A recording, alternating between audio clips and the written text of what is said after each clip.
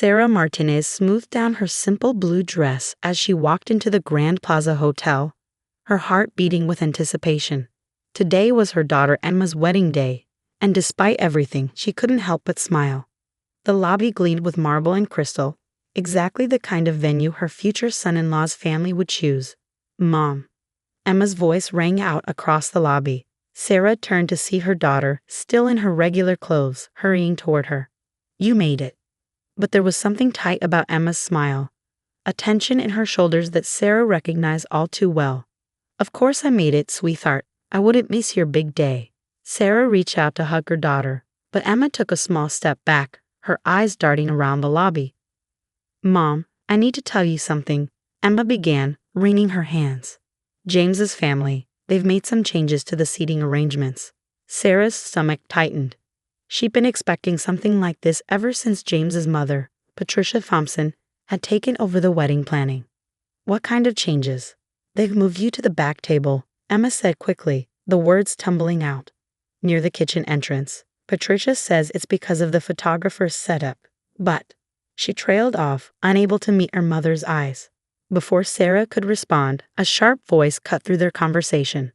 "Emma, what are you doing down here? We need you in the bridal suite immediately." Patricia Thompson strode across the lobby, her designer heels clicking against the marble floor. Her eyes swept over Sarah with barely concealed disdain. "Oh, you're here." Sarah straightened her spine. "Hello, Patricia. The hotel looks lovely." Patricia's lips curved into a cold smile. "Yes, well, we wanted everything to be perfect for James and Emma. Speaking of which," she turned to Emma. "Darling, your hair appointment was scheduled for 10 minutes ago. You don't want to keep everyone waiting." Emma hesitated, looking between her mother and future mother-in-law. "Mom, I'm sorry about—" "Go on," Sarah said gently. "It's your day. Don't worry about me." As Emma hurried away, Patricia's facade dropped. "Listen," she said, her voice low and cutting. "I know Emma insisted on having you here, but let's be clear, you don't fit in with our crowd. The Thompsons have a certain reputation to maintain." Sarah kept her voice steady. "I'm here for my daughter." "Yes, and you can support her from the back of the room. We don't need your modest circumstances ruining the wedding photos. I'm sure you understand." Patricia's smile was sharp as glass. "Oh, and we've arranged for the staff meals to be served at your table." It seemed appropriate. With that, Patricia turned and walked away, leaving Sarah standing alone in the vast lobby. For a moment, she allowed herself to feel the full weight of the humiliation. She thought about the extra shifts she'd picked up at the hospital, working as a nurse to help pay for Emma's education. About the nights she'd spent helping Emma study for her medical school entrance exams, proud beyond words when she'd been accepted. Now her daughter was marrying into the Thompson family, owners of the largest hospital network in the state, and suddenly Sarah's decades of hard work meant nothing. She found her way to the ballroom, where the wedding would take place in a few hours. The space was stunning. Crystal chandeliers caught the light, fresh flowers adorned every table, and a string quartet was setting up in the corner. But as she walked toward the back of the room, she saw it, her table, partially hidden behind a large pillar right next to the swinging kitchen doors. "Mrs. Martinez?" A young woman in hotel staff uniform approached her. "I'm Jenny from Event Services. We were told you'd be seated here." Sarah nodded, noticing the sympathy in Jenny's eyes. "That's right. The thing is," Jenny lowered her voice, glancing around, "I wanted to let you know, while the staff here, we all know who you are. My sister was at County General last year when you worked that terrible 30-hour shift during the crisis. You saved her life." Sarah blinked in surprise. She remembered that night. A massive pileup on the highway had overwhelmed the hospital. She'd stayed long past her shift, working until she could barely stand. Jenny continued, "We think it's wrong how they're treating you, and we wanted you to know, if you need anything, just ask. The whole staff is on your side." For a moment, Sarah stood there, processing Jenny's words. Then she remembered something that could change everything. She reached into her purse and pulled out her phone. "Actually," she said, a small smile playing at her lips, "there is something you could help me with. But first, I need to make a call." As she dialed a familiar number, Sarah watched the Thompson family sweeping through the ballroom, directing staff and making demands. Patricia was at the center of it all, gesturing dramatically about some perceived flaw in the table settings. "Hello, Marcus. It's Sarah Martinez. Remember that favor you owe me? I think it's time to cash it in." The next 2 hours passed in a blur of activity. Sarah watched from her corner as the ballroom filled with guests, all dressed in designer clothes and dripping with jewelry. She couldn't help but notice how the Thompson family greeted each arrival with elaborate embraces and air kisses, at least until they spotted her. "Is that her?" She overheard one woman whisper to Patricia, "The mother who works as a nurse." Patricia's response was just loud enough to carry. "Yes, unfortunately. But don't worry, we've managed to keep her out of sight. Can't have anything spoiling James's big day." Sarah checked her watch. Any minute now. The first sign that something was wrong came when Jenny and 3 other servers suddenly removed their uniforms, revealing street clothes underneath. They walked straight through the middle of the ballroom and toward the exit. "Where are you going?" Patricia called out, her voice sharp. "We haven't even served the appetizers." Jenny turned, her head held high. "We quit." Before Patricia could respond, more staff members began following suit. The bartenders packed up their tools. The valet parking attendants walked off their posts. Even the wedding coordinator closed her laptop and headed for the door. "What is the meaning of this?" Patricia's face had turned an interesting shade of red. "You can't just leave. We have a contract." "Actually," a deep voice said from the doorway, "they can." Marcus Chen, CEO of the hotel chain, walked into the ballroom. His presence commanded immediate attention, and Sarah had to suppress a smile as she watched Patricia's expression shift from anger to confusion to desperate charm. "Mr. Chen." Patricia hurried forward. "There must be some mistake. We booked this venue months ago, and now your staff is following my direct orders," Marcus finished for her. He turned to address the crowded room. "Ladies and gentlemen, I apologize, but the Grand Plaza will not be able to host this event today. All staff have been instructed to cease operations immediately." The ballroom erupted in chaos. Guests began murmuring. James's father was shouting about lawyers, and Emma, poor Emma, looked like she might faint. "Mom," Emma made her way through the crowd to Sarah's side. "What's happening?" Before Sarah could answer, Marcus spotted her and smiled warmly. "Sarah, there you are." Patricia's head whipped around so fast Sarah worried she might hurt herself. You know each other." "Know each other?" Marcus laughed. "Sarah Martinez saved my daughter's life last year. Spotted a rare condition that every other doctor had missed. Stayed with her through the night, monitoring her personally." He turned to Sarah. "I told you then. Anything you need, anytime. I meant it." The pieces were starting to fall into place for the guests. Sarah could see the dawning horror on Patricia's face as she realized her mistake. "But more than that," Marcus continued, his voice carrying across the now silent room. "Sarah Martinez sits on the board of directors for our hospital group's charitable foundation. She's been instrumental in directing millions in funding to underprivileged communities. When she called to tell me how she was being treated at her own daughter's wedding," he shook his head. "Well, let's just say the Grand Plaza doesn't associate with that kind of behavior." Emma stared at her mother, tears in her eyes. "Mom, I had no idea. Why didn't you ever say anything?" Sarah squeezed her daughter's hand. "Because I wanted you to make your own way, sweetheart. I never wanted my connections to influence your choices." She paused, looking around the room. "But I also won't let anyone treat us like we're beneath them." "This is ridiculous." Patricia's voice was shrill. "You can't just shut down our wedding. Do you know how much we spent?" "Oh, I'm not shutting it down," Sarah said calmly. She nodded to Marcus, who gestured to the staff waiting by the doors. They began wheeling in new serving carts, and fresh teams of waiters entered the ballroom. "I'm taking over." Patricia's mouth opened and closed soundlessly as Sarah continued. "The wedding will proceed, if Emma and James still want it to, but under new management and new seating arrangements."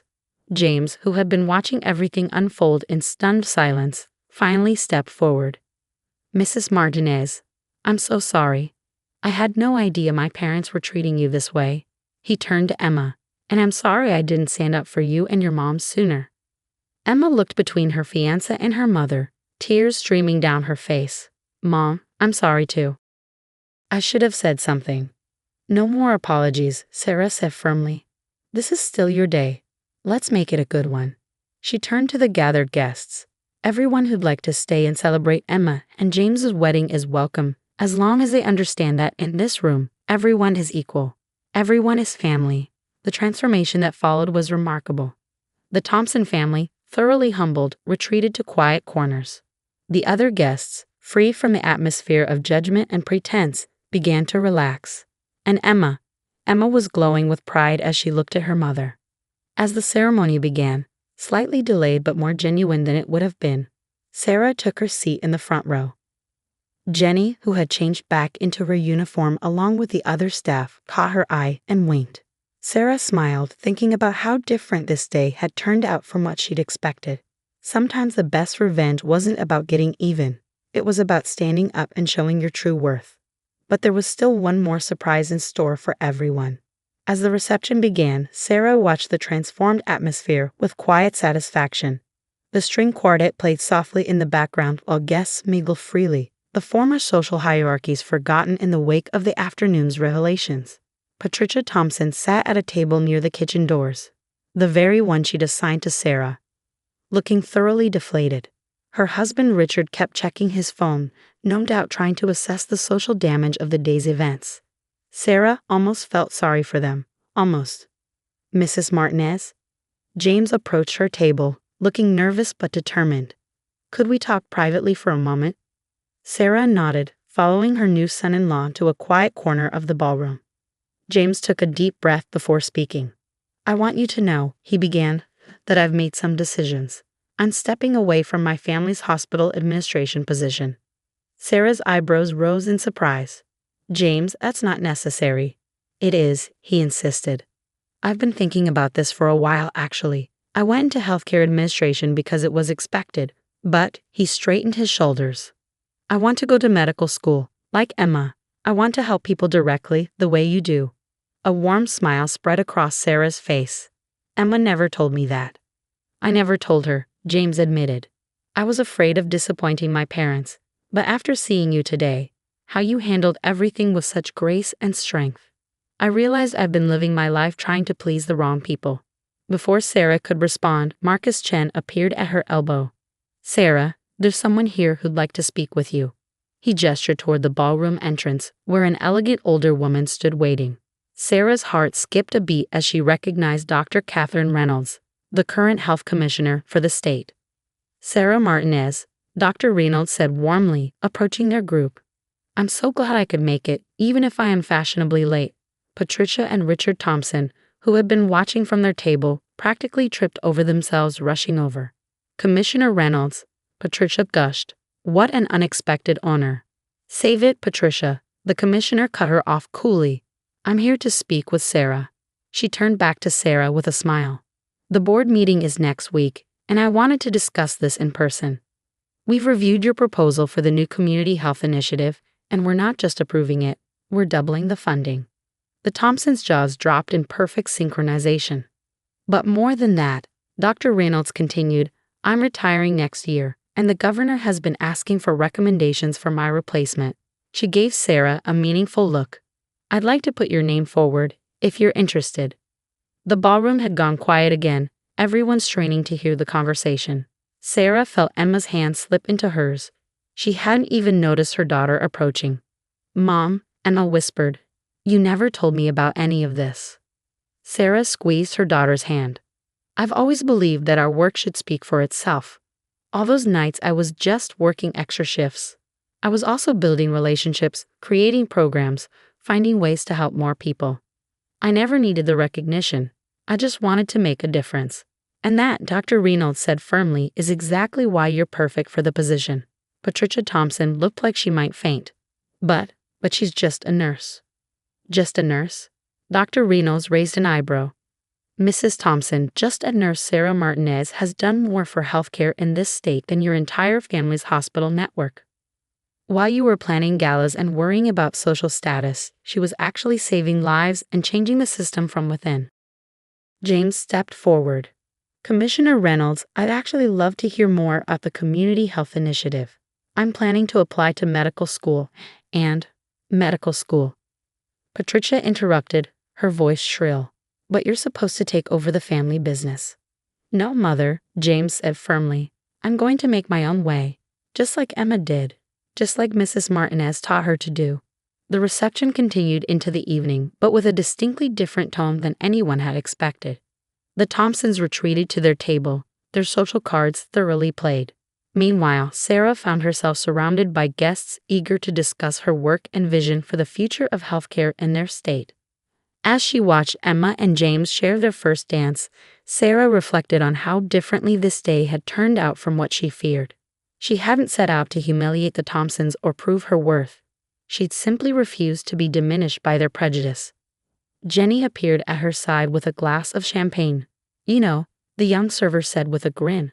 When my sister told me about the nurse who saved her life, she said you were some kind of angel.